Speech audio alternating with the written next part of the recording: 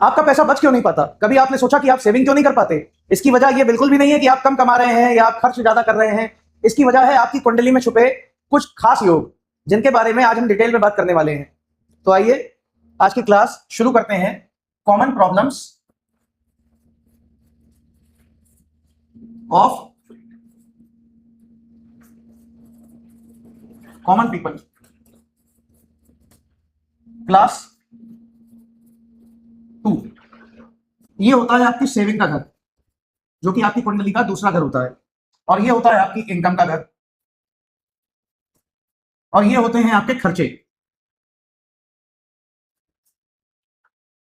ठीक, यहां से आपके पास पैसा आता है, यहां पे पैसा स्टोर होता है, और यहां से पैसा चला जाता है। अब आपके पास अगर दूसरे भाव में कोई दोष होगा, या 12वें भाव में या 11वें भाव में कोई दोष होगा, तो पैसा आपके पास आएगा तो, लेकिन वो रुकेगा नहीं, वो यहां पे स्टोर होने की बजाय यहां से खर्च हो जाएगा।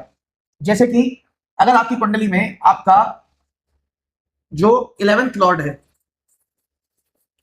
अगर वो 12th हाउस में चला जाए, यानी कि आपकी इनकम का स्वामी आपके खर्चे में चला गया, इसका मतलब क्या हुआ?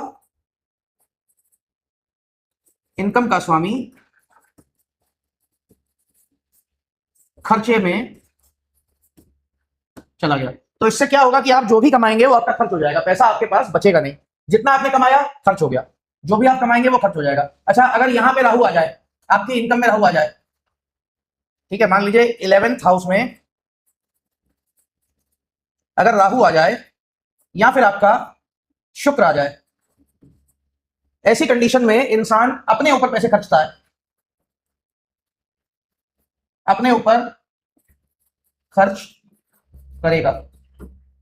अगर 11th हाउस में मंगल आ जाए या सूर्य आ जाए, तो ऐसी कंडीशन में इंसान या तो दान पुण्य पे पैसा खर्च करेगा, या फिर उसका पैसा अस्पताल, कोर्ट और अचानक होने वाले खर्चे, अचानक नुकसान। ठीक है, अगर आपके 11th हाउस में मंगल या सूर्य आ जाएगा, तो या तो आप दान करेंगे या आपके पैसे अस्पताल में, कोर्ट कचहरी में, अचानक होने वाले नुकसान में लगेंगे। अगर यहां पे शनि आ जाए आपके लाभ भाव में, या फिर यहां पे केतु आ जाए, तो जो आपका पैसा होगा वो बहुत ज्यादा रिसर्च एक्टिविटी में खर्चा होगा। ठीक है, यहां पे राहु का आना या मून का आना या चंद्रमा का आना, राहु का आना या शुक्र का आना, आप अपने ऊपर, अपने कंफर्ट के ऊपर बहुत खर्चा करेंगे। ये आपके 11th में आ जाए या 12th हाउस में आ जाए, ठीक है, तो आपका पैसा इस तरीके से जाएगा। यहां पे शनि केतु आ जाएगा तो आपका पैसा या तो रिसर्च में जाएगा या डेली एक्सपेंसेस में, ठीक है, किराए में, इन सब चीजों पे खर्चा होगा। तो इस तरीके से 11वें या 12वें घर में अगर कोई दोष होगा, तो आपका पैसा इस तरीके से खर्च होगा। अब बात करेंगे आपकी कुंडली के दूसरे घर के दोष की। तो अगर आपकी कुंडली के सेकंड लॉर्ड, इसको अगर राहु, केतु, शनि या मंगल, इन प्लैनेट्स में से कोई भी एक यहां पे होगा, तो आपका जो पैसा ज्यादा से ज्यादा जाएगा वो आपकी हेल्थ के ऊपर जाएगा, यानी कि डॉक्टर के खर्चे, अस्पताल के खर्चे, ठीक है, और इसकी वजह से आपका जो पैसा है वो निकलता रहेगा। प्रॉब्लम ये है, ठीक है, प्रॉब्लम को तो आपने क्लियर तरीके से समझ लिया कि प्रॉब्लम क्या है। अब बात करेंगे कि इसका सॉल्यूशन क्या है। कि जब आप किसी अच्छे एस्ट्रोलॉजर के पास जाते हैं कि महाराज जी, हमारे तो खर्चे बहुत हो रहे हैं, हमारा जो पैसा है वो पैसा बचता नहीं है, पैसा रुकता नहीं है, पैसा खर्च हो जाता है,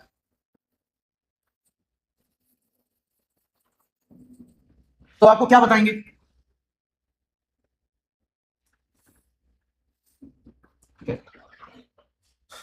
यहां पे दोष लगा है या यहां पे दोष लगा है, यहां पे दोष लगा, पहले वो उसको आइडेंटिफाई करेंगे, और उसके बाद आपको बताएंगे कि किस तरीके से आपके खर्चे जो है वो निकल रहे हैं। उसके बाद वो आपको उसका दान या उपाय जो भी होगा वो बताएंगे। अब बात करिए हमने प्रॉब्लम की, अब बात करते हैं इसके उपाय की, कि आप कौन सा ऐसा उपाय करेंगे कि आपका जो पैसा निकल रहा है वो निकलना बंद हो जाए, या वो पैसा आपका खर्चा ना हो, वो रुक जाए। मान लीजिए आपके दूसरे भाव में दोष लगा है, आपकी तिजोरी में पैसा नहीं टिकता। अच्छा, इसमें एक हाउस में और भी बताऊंगा, ये आपको कोई नहीं बताएगा। ये होता है तीसरा घर, ये आपके हाथ होते हैं, ये आपका पराक्रम होता है, ये आपकी मेहनत होती है। अब होता क्या है कि जब पैसा इंसान के पास कुछ ज्यादा आ जाता है, जैसे उसका पैकेट अच्छा लग गया, इंसान को हाथों में खुजली आती है। बहुत से लोग ऐसे भी होते हैं जिनको जरूरत नहीं है किसी चीज की, लेकिन फिर भी वो खर्चे करते हैं। तो अगर तीसरे घर में आपके राहु आएगा, ठीक है, या तीसरे घर में आपके शुक्र आएगा, वीनस आएगा, तो इंसान के हाथों में पैसा खर्च करने की खुजली आती है। उसके पास पैसे कितने भी आ जाएं, वो सेविंग करने की सोचेगा ही नहीं, वो सोचेगा इसको जल्द से जल्द खर्च करो। ठीक है, अब प्रॉब्लम आपको पता चल गई कि प्रॉब्लम क्या होती है कुंडली की, किस वजह से। अब बात करते हैं इसके उपाय की। उपाय बताए बिना तो मैं वीडियो बंद करता नहीं हूं, ठीक है। तो सबसे पहले जो उपाय आपको देखना है कि पैसा आपका किस वजह से रुक रहा है। अगर आपकी कुंडली में 11वें घर में, यानी कि आपकी इनकम में दोष लगा हुआ है, ठीक है, मान लीजिए आपकी इनकम में राहु बैठ गया,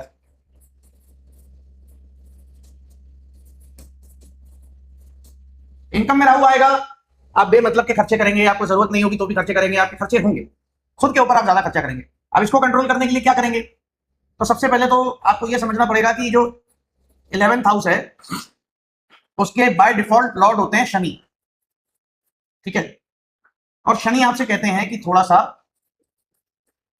अनुशासित रहिए, और ये चीज आपके जीवन में मिसिंग है, जिसकी वजह से आपका जो पैसा है वो बच नहीं रहा। सिंपल उपाय शनि को शांत करने का, अपनी दिनचर्या सही करिए, एक टाइम टेबल, ठीक है।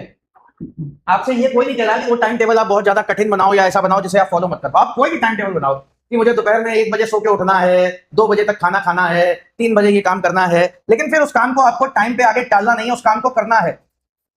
कुछ नहीं करना, आपको सिर्फ एक टाइम टेबल बनाना है और उस टाइम पे ही वो काम करना है, उसको आगे पीछे नहीं करना है। शनि के लिए ये सबसे बड़ा उपाय है। 11th हाउस जहां काल पुरुष की कुंडली में कुंभ राशि होती है, और कुंभ राशि के शनि कहते हैं कि थोड़ा अनुशासित रहिए, एक टाइम टेबल बनाइए और उस टाइम टेबल को फॉलो करिए। और अगर आपका कोई पैशन है तो उस पैशन को फॉलो करिए।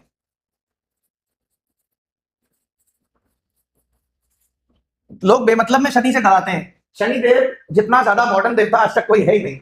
वो कहते हैं आपका मन क्या है, आपका मन ट्रैवल में है, आप ट्रैवल ब्लॉगिंग करो, आपका मन फूड में है, आप फूड ब्लॉगिंग करो, कोई दिक्कत नहीं है, लेकिन उसको करो पूरे पैशन और पूरी ईमानदारी के साथ, ठीक है।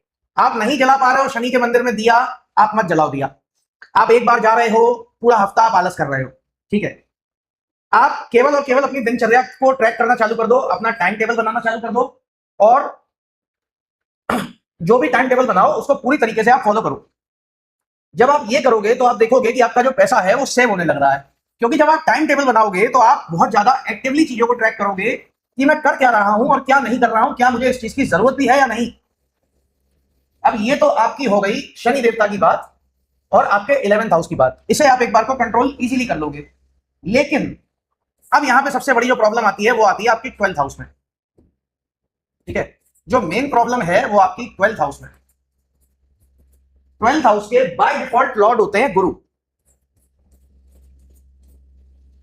अब गुरुदेव जो है वो आसानी से नहीं मानते हैं। आपके कभी टीचर रहे होंगे स्कूल में, जो गुरु रहे होंगे, इनका स्वभाव होता है ये आसानी से मानते नहीं है, ये बहुत ज्यादा दयालु होते हैं। लेकिन इस हाउस से जो कि आपको देता है अस्पताल के खर्चे, ठीक है, जो आपको देता है नुकसान, जो आपको जीवन में देता है डिससैटिस्फैक्शन,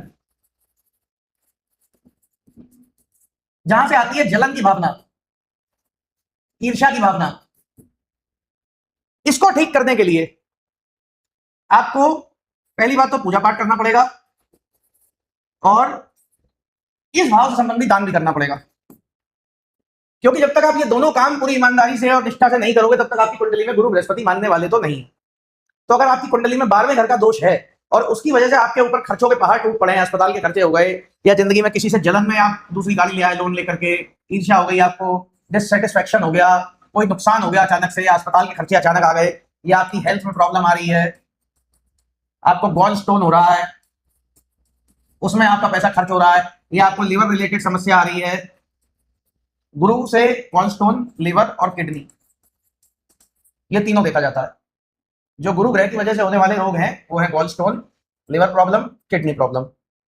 तो अगर आपका अस्पताल में खास तौर पे इन चीजों पे खर्चा हो रहा है, ठीक है, इसकी दवाइयां आ रही हैं या क्या, तो समझ जाओ हाँ पीलिया, जॉइंटिस,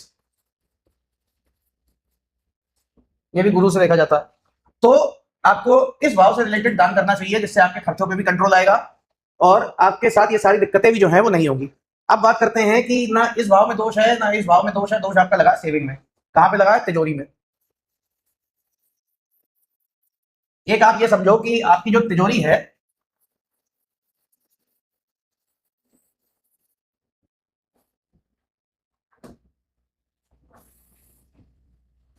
वो एक ऐसी बाल्टी है जिसमें छेद हो गया है और उसमें से जो पानी है वो बाहर आ रहा है, ठीक है। उसी तरीके से आपका जो पैसा है वो बह रहा है तिजोरी में से, पैसा जो है वो पानी की तरह बह रहा है। आपकी तिजोरी जो है ये सेविंग हाउस ये टूटी हुई है। यहाँ आपके लग्नेश का शत्रु हो सकता है, लग्नेश का शत्रु, आपका 6 लॉर्ड, आपका 8th लॉर्ड, आपका 12th लॉर्ड, आपका राहु या केतु। अच्छा केतु यहां होगा तो पैसा फंसवा देता है, वो पैसा आपकी तिजोरी की जगह किसी दूसरे की तिजोरी में जाने लगता है। आप देखोगे, आप बिजनेस करो या किसी को पैसा दे दो, वो आपका पैसा खा के बैठ जाता है। वो इसलिए होता है कि यहाँ पे केतु होता है आपके दूसरे भाव में, सेविंग हाउस में, तिजोरी में। तो अब इन सब के लिए क्या करोगे?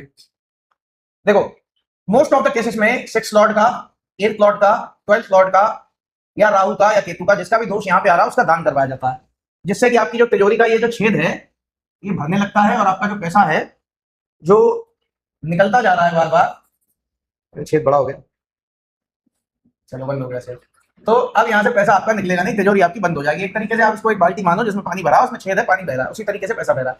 अब आ जाओ हम बात करते हैं कुछ वास्तु विशेष उपायों की, ठीक है। ये तो आपकी हो गई कुंडली। अगर आपके घर में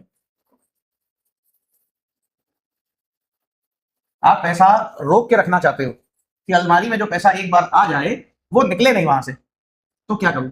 सबसे पहले तो अपनी अलमारी जो है वो आप रखो, जो भी तिजोरी है, जो अलमारी जिसमें आप पैसे रखते हो उसको रखो साउथ वेस्ट डायरेक्शन में,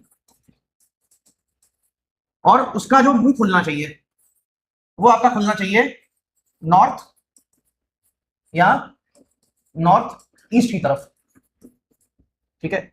आपकी अलमारी रहेगी साउथ वेस्ट डायरेक्शन में, उसका जो गेट है वो नॉर्थ या नॉर्थ ईस्ट की तरफ, यानी कि ये साउथ वेस्ट डायरेक्शन है जहां आपकी अलमारी पड़ी हुई है, और ये इसका गेट है, गेट के सामने नॉर्थ डायरेक्शन है। तो गेट क्यों खुलना चाहिए उसका कि नॉर्थ की तरफ उसका गेट खुले, क्योंकि वहां से पॉजिटिव एनर्जी और पैसा दोनों यहाँ पे आकर के स्टोर होता है। जब तक पैसा आपका स्टोर नहीं होगा खर्चे में निकलता रहेगा। तो ये आपका वास्तु रिलेटेड उपाय है।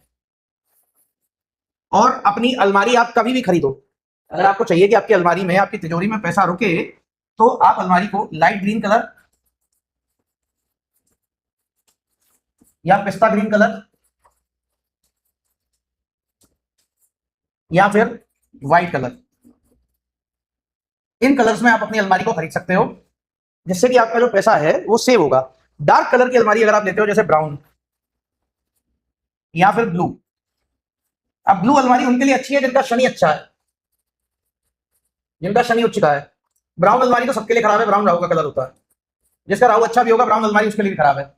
जिसका शनि अच्छा है वो ब्लू, नेवी ब्लू, ये कलर की अलमारी ले ले। लेकिन ज्यादातर लोगों के जो शनि हैं वो आज के युग में अच्छा फल नहीं देते हैं, क्योंकि लोगों का कर्म खराब है। तो आप लाइट ग्रीन खरीदो या पिस्ता ग्रीन खरीदो या व्हाइट कलर की अलमारी खरीदो, इससे आपका जो पैसा है वो स्टोर भी होने लगेगा। यहां तक कि आप अपने जो वॉल है जहां आप अलमारी रखोगे, अगर उसका कलर भी इसमें से कोई एक आप कराओगे तो भी बहुत अच्छा है। उस रूम का कलर इसमें से कोई एक आप करा सकते हो, लाइट ग्रीन या पिस्ता ग्रीन या व्हाइट कलर, तो वो भी आपके लिए बहुत अच्छा रिजल्ट देगा, ठीक है। तो आज की क्लास में इतना ही था। अगर आप अपनी कुंडली दिखवाना चाहते हैं और पर्सनल कंसल्टेशन चाहते हैं तो मेरे साथ अपनी पर्सनल कंसल्टेशन आप बुक कर सकते हैं। ये मेरा नंबर है 7800800991। इस नंबर पे आप कॉल कर सकते हैं। मेरी फीस 2200 रुपए है। अगर आप नॉन रेजिडेंट इंडियन हैं तो $100 है, ठीक है, 1-on-1 कंसल्टेशन की। आप सभी का धन्यवाद।